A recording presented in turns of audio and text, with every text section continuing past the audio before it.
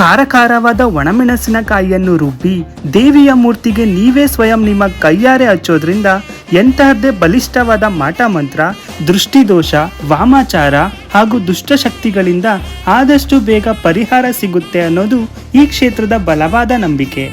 ಜೊತೆಗೆ ರಾಶಿ ರಾಶಿ ಖಾರದ ಒಣಮೆಣಸಿನಕಾಯಿಯನ್ನ ಹೋಮದ ಕುಂಡಕ್ಕೆ ಹಾಕಿದರೂ ಕೂಡ ಒಂದು ಚೂರು ಘಾಟು ಬಾರದೆ ಇಲ್ಲಿ ನಡೆಯುತ್ತೆ ಪ್ರತ್ಯಂಗಿರ ಹೋಮ.